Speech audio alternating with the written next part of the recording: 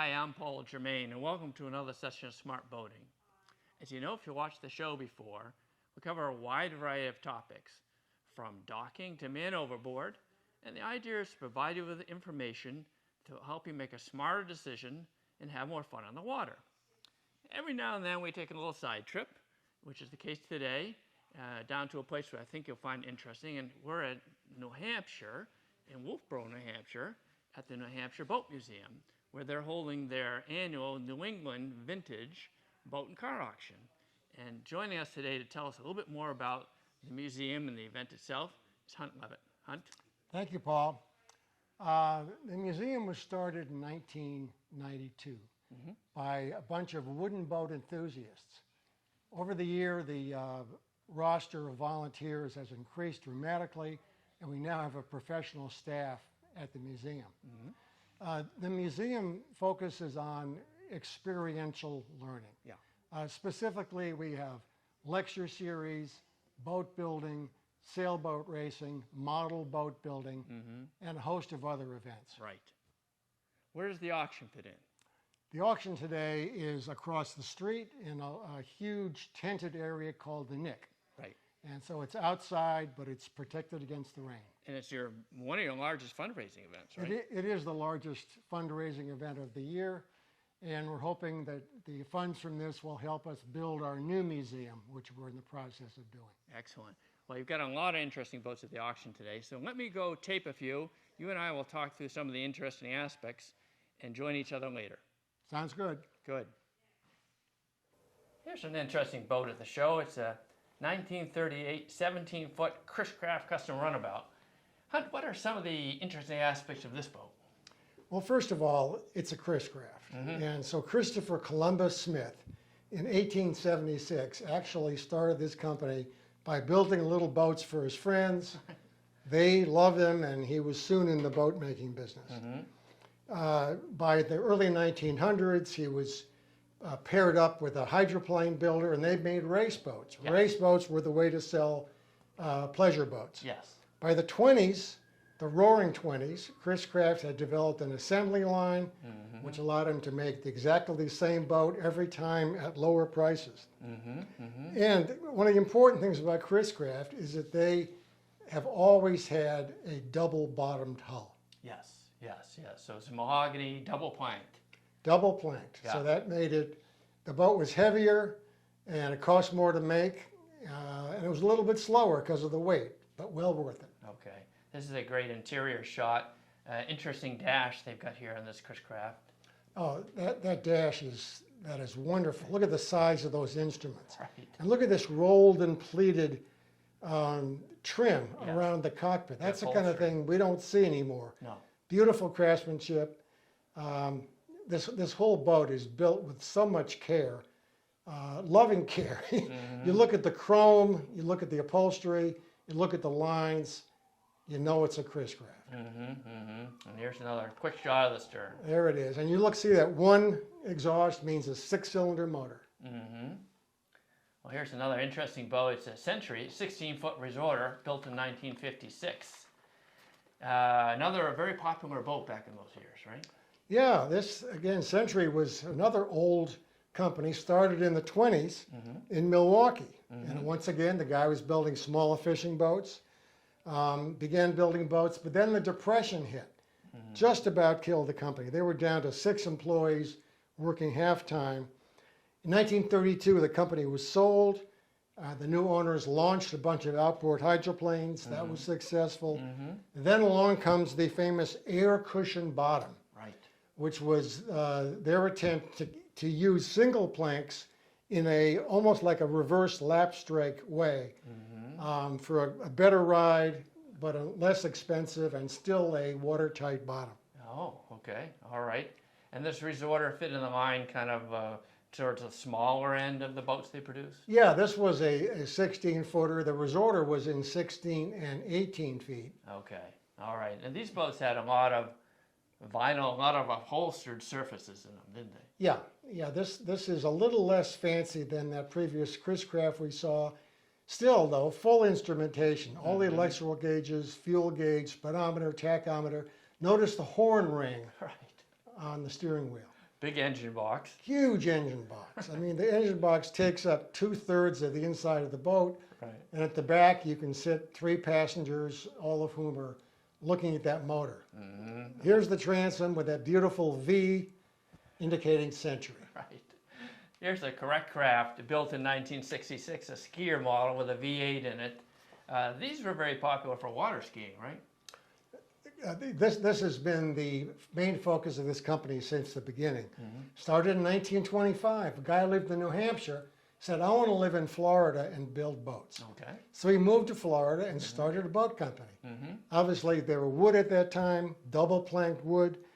In World War II, they began experimenting with plywood, and they built a whole bunch of landing craft for the government, all out of plywood. Right. When war production ended and they began building pleasure craft again in the late 40s, they shifted to all plywood construction. Okay. And it was very, very successful. In 1966, this is the first year they made fiberglass boats. Really? And this was the 16-foot ski boat. At the time, it was powered by a small V8. This has been repowered with a 350 cubic inch, 260 horsepower, big engine. And this thing goes fast. Looks like it's been reupholstered and updated. The guys totally updated the interior with beautiful swiveling bucket seats. This seat will swivel so that you can look at the water skier behind. Yes. Full instrumentation, all the lights. And notice the engine box has wooden siding. That's a custom feature along with a well-padded top on that motor box. Beautiful seating in the rear. A very flat bottom again to give that water skiing flat weight, right? Exactly. That's one of the keys of a good ski boat. Well, here's a really interesting boat, a 22-foot ChrisCraft Sportsman built in 1954. What are some of the highlights of this boat?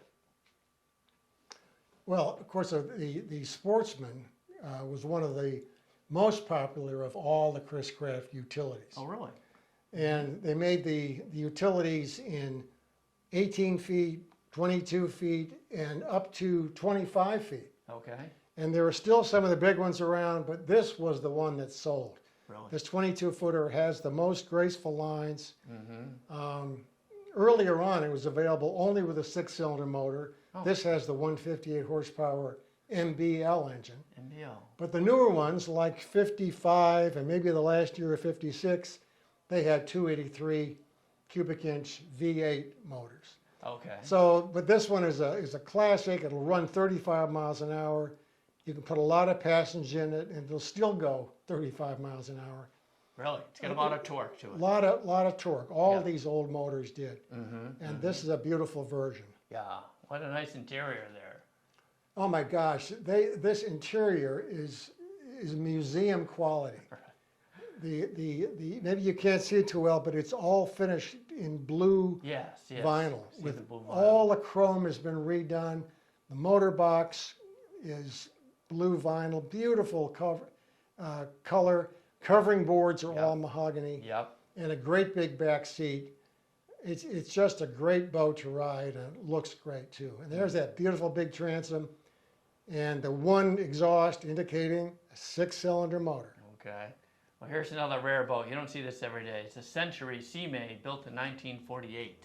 Oh wow! This is the prettiest boat in the entire auction. It's probably the finest CMay I've ever seen, and Really? I've seen a lot of CMays. This is all redone, all new chrome. Interior's gorgeous, two-tone decking, glass-like sides, beautiful trailer. I mean, this is definitely a museum-quality boat. Yeah, and this was, again, with that introduction of the two-tone, right, where they had the one stain for one part of the boat and the blonde stained, if you will, for the other part. Exactly, right? and ChrisCraft had a similar scheme of, they did. but starting a little bit later. So Century pioneered that. ChrisCraft followed in the early 50s. But this is one of the best boats we've seen. And this was Perfect powered interior. by a Gray Marine, I guess? Yeah, this has got a 116 horsepower, 140 horsepower Fireball gray engine. Fireball. Yeah. Okay, that's a nice shot of the interior. Well, that's well trimmed, like most Centuries were, right? Beautifully trimmed. Dashboard is simple, yet everything's there. The horn ring is there. This boat is going to sell for a lot of money. It is a museum quality boat. Because of the restoration, right? Really nice. Yeah, yeah. And here we can see that blonde decking in contrast to the darker colors. And look at the beautiful finish. I mean, and the contrast of the two colors. Eternity, what a great name. And there's the Century logo. It is a great boat. There's another Century, a Coronado. Now, a Coronado, this one built in 1960s, 1966. That was kind of the top of the line, wasn't it? The Coronado has always been the masterpiece. It's been the big boat. This one happens to have a 7-liter Lincoln engine. So that's a 430 cubic inch monster. And this will go 50 miles an hour. Yeah. I mean, they're just great boats. This is the last of the wooden boats. Oh. Starting in 67, Century began to make fiberglass boats. And they made fiberglass boats in the Coronado. So this is kind of the last of its kind. This one needs some restoration, but the bones are beautiful. It's got all the chrome. Yeah. It's got a good cut water in the front. It is Century's top of the line. And they made these with sliding roofs and non-sliding roof. And this is the convertible version, if you were. This didn't have the roof on it. Exactly. The roof was an option that was very popular. So you look at the interior, and you can see it's dusty and dirty. It's been sitting in a barn. It's a barn find. Barn find. Notice the windshield is more flat. Yes. And that was kind of done on purpose to be a little bit different from the wraparound versions. Oh. You can see all the upholstery. Probably needs to all be redone, but you can see that in its day, everything's there. And that giant motor hides underneath that motor box. And look at the transom, just crying out to be sanded and lovingly varnished. Right. It happens to have that optional ladder in back. Here's a Crisscraft, a 17-foot Mustang, built in 1977. So this is as they were moving into the fiberglass boats. A really pretty boat. And again, a lot of emphasis on skiing and water sports with these boats. That's right. The ChrisCraft line was entirely ski boats. This is 1 foot bigger than the one we saw a minute ago, but this one is bone stock. The other one was modified. This one is just a simple 230 horse V8 motor, excellent fiberglass. It's got the horns. It does need to be restored to some extent, but it's a beautiful user boat. You could take this out tomorrow and water ski and be perfectly happy for years. Yeah. And did they use a slightly different shape on the hull than the ChrisCrafts? I mean, the ChrisCrafts and the Centuries? Or were they all very similar? Well, these have flatter hulls. Flatter hulls. So they always have that little bit of a V in front to get it up onto plane. Yes. In the back, the boats are flat. So it's not the easiest ride, but it's a great low wake. Yes, yes, yes. This is well upholstered too. Reminds me of a Century inside.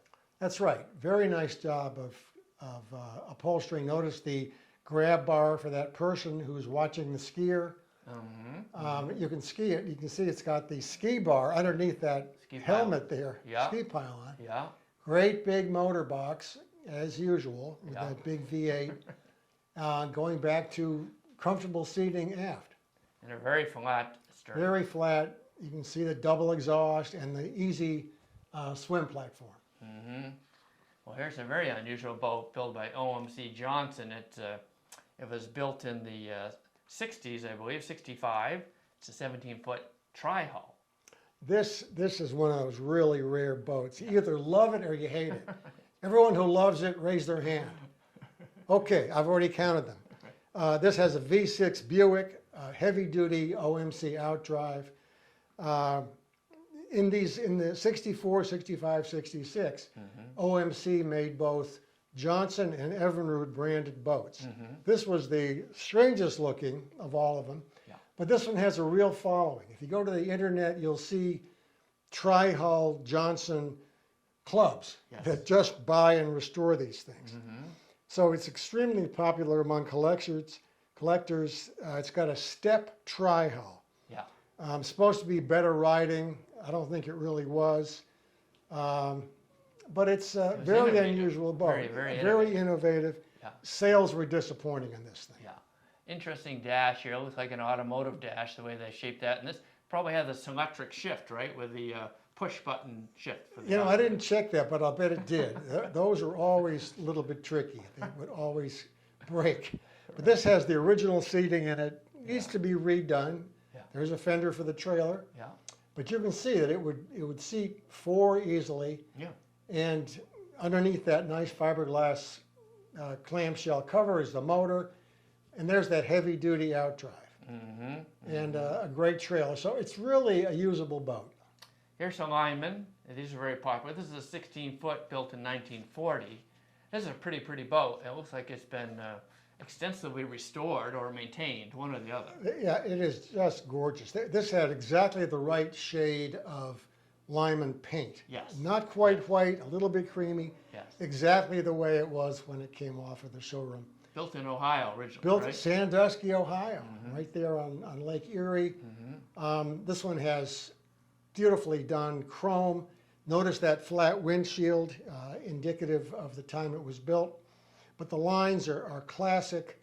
Yeah. Now this was an alternative to some of the higher maintenance boats like the Centuries and the ChrisCrafts that had all mahogany. This was a boat you didn't have to spend so much time maintaining. You could spend more time enjoying. Right? Exactly. Smooth riding, lap strike hull. All the Linemans were always painted white. Oh, A couple of them had little trim colors, but you always see white Linemans. So when you see it at a distance, you see those lines, boom, it's a Lineman. right. Very simple instrumentation, which I guess it goes with the year, 1940. Yep. Simple instrumentation. You can see the gear handle on the left on the floor there. Yes. No covering boards, just open sides, but always the painted bottom inside and the varnished above that. All right. Beautiful upholstery. Yeah. There's that little motor in there. And then behind it, another seat and the great big gas tank. Yeah. Again, And here there it is. Small Fry, Sandusky, Ohio. Ohio. Just wonderful boats. Beautiful boat.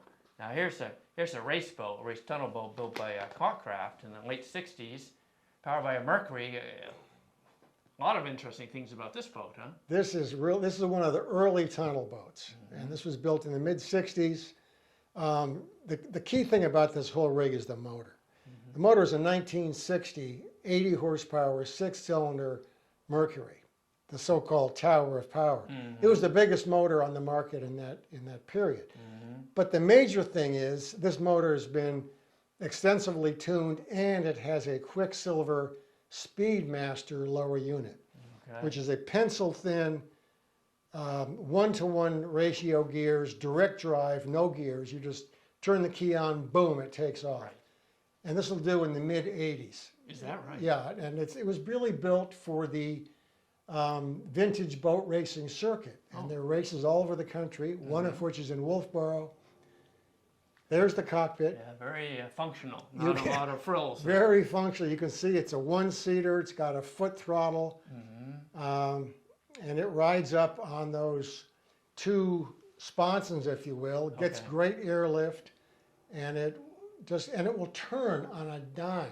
Really? Almost a right angle turn. Amazingly fun boats to drive. This is a pan back to the stern with that Tower of Power you're talking about. There it is. Yeah. The lower unit is off. We have the 2 samples of the lower units in the boat. Here's another boat, Lineman Islander, built in 1963. This one, I guess it's similar to the one we looked at earlier, but different as well, a little larger. And this one represents an opportunity to purchase a boat and fix it up a little bit, right? Exactly. Very similar boat, same lines. This one, I mean, they're just, you can't go wrong with the Lineman. Right. But this one does need some work, so obviously the price reflects what work has to be done. So a little stem work, I think a little wiring. Little wiring, but not too much. No. Not too much. Good foundation, good bones. Excellent bone. This also has a 327 cubic inch, 220 horsepower motor, so it's got plenty of power. Yeah. You could water ski behind this thing if you wanted to, or fish all day. Yeah. It'll go offshore or go in the biggest lakes. And Linemans have clubs behind them. Lineman clubs are very active, so Boy. someone could get into this boat and connect with other people that have Linemans and learn a lot. Excellent point. National club. Yeah, yeah. Here's the interior. They tended to be big, roomy boats, easy for people to fish out of or other water sports, right? Yeah, great interior. This one happens to have a nice convertible top. You can put in all your friends. You get to go fishing or you can go just cruising. It's just one of the more fun boats to have. Of course, it's got that wonderful inboard gurgle when it's at idle. Right. That makes everybody an inboard motor fan. Yeah, yeah. And there's the twin exhausts and nice transom waiting for your name. All right, how about this one then? This is a very unusual. ChrisCraft Racing Pram. I don't think I've ever seen one of these before. This is my favorite boat in the whole auction. Okay. So back in the 50s, ChrisCraft made kits, outboard kits, and they made a pram like this. James Craft came along in the 80s, I think, maybe the 90s, bought all the plans from ChrisCraft, and made a duplicate pram. This is a 10-foot racing pram, beautifully constructed, Yes. with an area in the front for a couple of passengers, area in the back for a driver, and maybe another passenger. Right, right. And it's the interior on this thing is immaculately put together. But he did a great job on it. The steering is, of course, in the aft. There's a dead man throttle. Yeah, we're going to see that in a second. But before we get to that, were there classes? Do they race against each other, or do they race against other boats? You know, there really wasn't a racing class for the prams. It was a marketing gimmick. Oh, I see. Here you can see the original race-style steering with the exposed The cables. Cable Steering. Yeah. And you can't quite see the racing throttle. Well, we will in a Oh, second. we will in a think. sec. Yeah. Yep, there it is. The dead man's throttle, right? Where Dead man's you let throttle. go of it, the boat stops. That's right. Right. And there's the nicely finished interior. Oh, yeah. It's beautiful. And of course, now we're getting to that motor, the Mercury Mark 20, best motor Mercury ever made, popular in Class B racing for many, many years. 21-foot Lineman runabout. This is a third Lineman, built 1964. This is in particularly nice shape. This underwent an extensive restoration, right? Yeah, this one was all redone. Another one very similar to the ones we've seen, Yes. but one that's, the money's already been spent on it. Yeah. And notice the paint scheme. So this might not have been a factory stock paint job, although I think that this paint job might have been an option in later Linemans, because I have seen a few like this. Yeah. But it's got the canvas top, it's got the windshield on the driver's side. I like the way these panes are removable so you can get airflow coming into the boat. Yeah, they will tilt up and they will lock. Yeah. So it's an all-weather boat, nice riding boat. The lap strike hulls always ride nicely. They were designed for the Great Lakes, right? So they were designed to be smooth riding. That's right. And of course, they work great offshore too. I wouldn't take it out of sight of land, but any place close offshore, they're just great boats. And this one's been redone from stem to stern. This is a really good shot of the level of wood quality and refinement. Yeah. So you can see the seating is one on the right, probably 1.5 or 2 on the left. Yes. Notice the cabinets that are behind the seats. It could be fishing gear. You could carry your liquor in there if you were so inclined. Nice motor cover. Simple, but extremely well done. It's got covering boards throughout. Yeah. The cushions in the back come out. So it's the Harley A. And there we go. This actually has trim tabs too. Now here's the 17-foot ChrisCraft. It's a barrel back built in the 40s. Beautiful boat. Again, ChrisCraft, big builder, a lot of popular boats. What's interesting about this one? Well, once again, it's just beautifully put together, beautiful lines. I mean, these lines are still gorgeous today. I mean, that's 75 years later. And look at that cool windshield. That's something you don't see in today's boats. Yeah. This one's beautifully done. Nice long deck. All the chrome has been refinished. You can see the motor hatch up on this one. And you just look down that hull and you can see it's beginning to curve upward in that barrel back. that makes this thing so interesting and so collectible. And a ChrisCraft 130 horsepower in this, right? Exactly right. Very good, very solid engine. And you can rebuild these things with parts available today. Really? So Okay. they can last a lot longer than any one of us can last. A lot of cues from the automotive industry at that time, I guess. Yep, all the gauges are there. Everything you need from electrical to fuel. And notice the Ivolite searchlight. That was an option, but boy, oh boy, that was the sign that you were really cool if you had an Ivolite. Oh, really? Okay. And this is where the engine lived in here, the 130. And notice that long back deck, which is what you'd have in a runabout. Everything is nicely finished. Even the interior and the motor box is nicely finished. Yes. And there it is. There's that barrel back stern that just says, you know, classic and rare.